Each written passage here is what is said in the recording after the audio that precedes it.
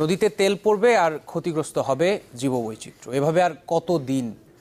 এই সমস্যার সমাধানে বাংলাদেশ কৃষি গবেষণা ইনস্টিটিউটের বৈজ্ঞানিক কর্মকর্তা ফারুক বিন হোসেন ইয়ামিন আবিষ্কার করলেন পানি থেকে তেল অপসারণের যন্ত্র। তার দাবি, এই যন্ত্র দিয়ে ঘন্টায় 50,000 লিটার তেল অপসারণ সম্ভব। দেখুন ফয়জুল সিদ্দিকীর প্রতিবেদন। ক্যামেরায় ছিলেন রাজু আহমেদ রুবেল।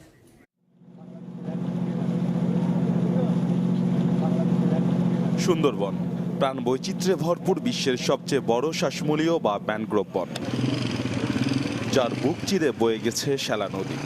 সম্প্রতি এ নদীতেই প্রায় 3.5 লাখ লিটার ফার্নেস তেল নিয়ে ডুবে যায় একটি ট্যাঙ্কার। আর এতে তেল ছড়িয়ে হুমকির মুখে পড়ে জলজ প্রাণীসহ সুন্দরবনের প্রাকৃতিক পরিবেশ, ভেঙে যায় খাদ্য শৃঙ্খল। অথচ নদীর বুকে ভাসমান তেল দ্রুত সরানো গেলে এড়ানো যেত এ বিপর্যয়। তবে প্রয়োজনীয় প্রযুক্তির অভাবে সম্ভব হয়নি তা।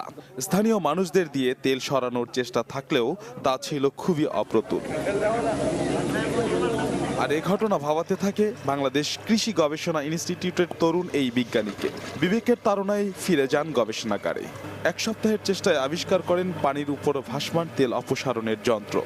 এই যন্ত্রগুলোর সামনে যে ভাল্বটা থাকবে সেটা ক্যালিব্রেট করা যায়। যদি তেলের যে লেয়ারটা সেটার উচ্চতা অনুযায়ী এটা ম্যানিপুলেট করে দেবে, ঠিক করে দেবে। যদি 4 ইঞ্চি বা 6 ইঞ্চি দিলে ওই 6 ইঞ্চি যে পানির উপরের যে লেয়ারটা, শুধুমাত্র সেই লেয়ারটাকে সে টেনে নিয়ে আসবে। আর তেল যেহেতু একটু স্টিকি, তখন যখন টান দেবে শুধু উপরের ওই তেলের লেয়ারটাই আসবে। এটা তার দাবি, এই যন্ত্রের মাধ্যমে যে কোনো পরিমাণ তেল অপসারণ সম্ভব।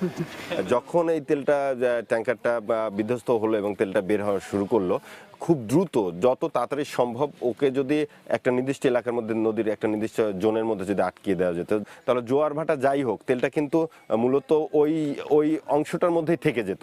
20 ফিটের জন্য যদি একটা 8 বা 10 হর্স পাওয়ারের একটা ডিজেল পাম্প ব্যবহার করা হয় সাকশনের জন্য, তাহলে পার আওয়ার প্রায় 50,000 লিটার মতো তেল পানি থেকে উত্তোলন করে এটা অপসারণ করা সম্ভব।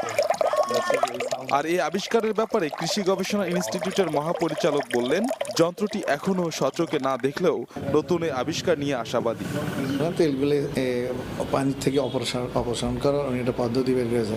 জাতিসংঘের টিম বোধহয় এখন আছে আমাদের সুন্দরবন এলাকাতে যাচ্ছে অথবা গেছে, কাজে ওনাদের কাছেও যদি ওটা এক্সপ্রেস করে যে এইভাবে করা সম্ভব, আমার তো মনে হয় এটা তখন ইন্টারন্যাশনালি অ্যাকসেপ্টেবল। এর আগে মাত্র 5 সেকেন্ডে ফরমালিন পরীক্ষার কিট আবিষ্কার করে হইচই ফেলে দিয়েছিলেন ফারুক বিন হোসেন ইয়ামিন। এছাড়াও মাটির রস মাপার যন্ত্র, নৌযান ডুবে গেলে তা শনাক্ত করার যন্ত্র আবিষ্কার করেন তিনি। ফয়জুল সিদ্দিকী, চ্যানেল 24, গাজীপুর।